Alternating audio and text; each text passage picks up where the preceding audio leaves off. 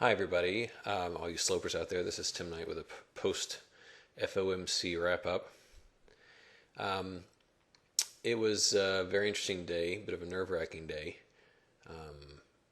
I mentioned yesterday, for the first time in a long time, I took on a very large long position in SPY as insurance.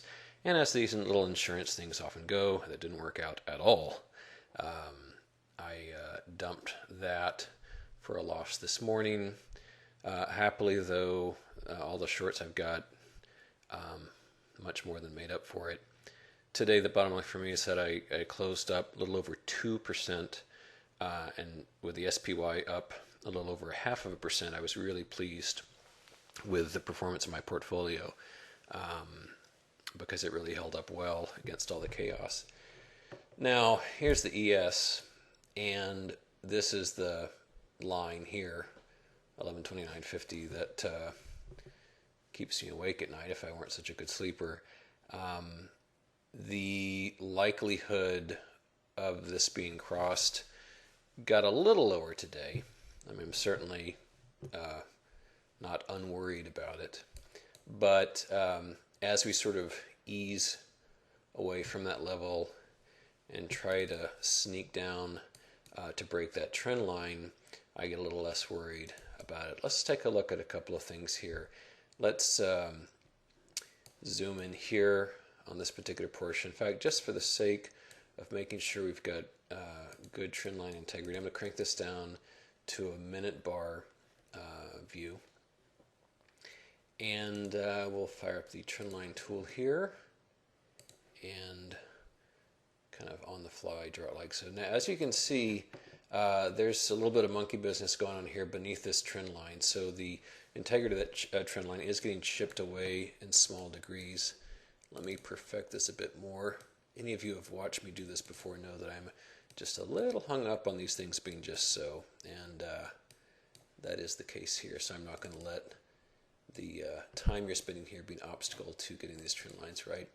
Anyway, as I was mentioning, before I so rudely interrupted myself, here on the 6th and then today, there was some little bit of meltage there on the trend line. So it's not, it's weakening in my view. Now, I won't get officially excited until we cross below 1103 again. Not only because that's an important level, but also because that was about as low as we got this month. So if we can really snap that trend line and then get below 1103, I think that we will return to a downtrend because this very jagged market we've got going on, as trendless as it seems, there is a trend that's just very short. They're rather short in time frame. So we've got, strictly speaking, depends on how long you're going here. I mean, this whole thing could be considered a downtrend, or you could say, down, up. But broadly speaking, we had this very long downtrend, and then up, and then down, and then all of July and into part of August, we've had up again. Although we're pretty much at the same levels we were in May, in spite of all the smoke going on. But the thing for me is that we need to get below that before we can have any hope of really getting clearly in a downward direction. Now, as I've said a couple of thousand times, 925-ish is where I'm targeting as far as these positions. Many of my shorts look something kind of like this, which is this uber sloppy head and shoulders pattern. I've got presently 0 longs, 0 ultras, and 284 shorts. None of them gigantic, but with 284, it adds up. I mean, I am more heavily margined now, I think, than I've ever been. I'm approaching 170%.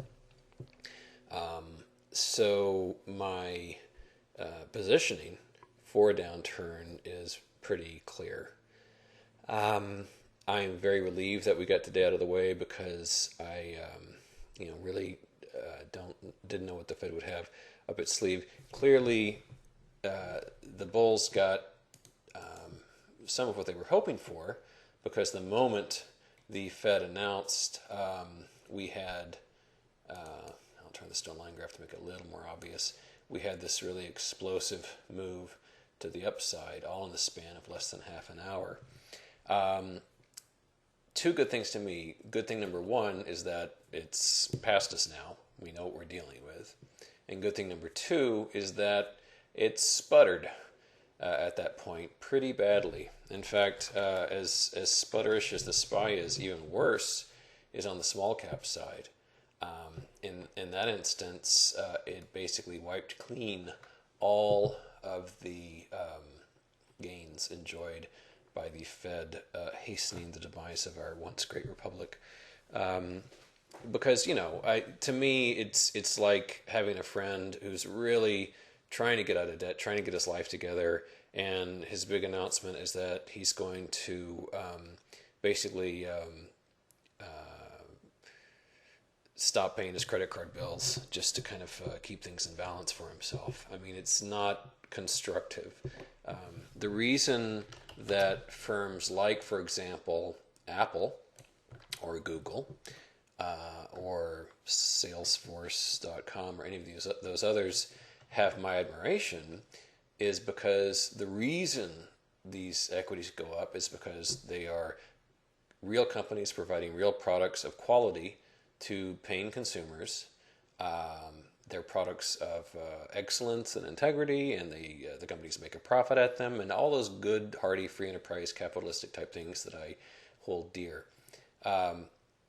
Deciding to take whatever little revenue you've got coming in and quote reinvest it into other debts just to appease whomever, that's not enterprise. It's not capitalism. It's just I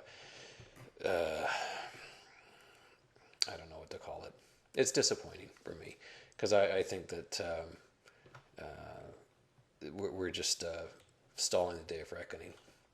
Although as a mortgage holder, I'm glad because these rates just won't stop falling. I'm going to refinance my house again because the rates we're seeing, I'm looking at like 3.25% of what I'm going to get, and I was so proud of my 4 7/8 loan from 2003. But I'm going to take part of the free money too.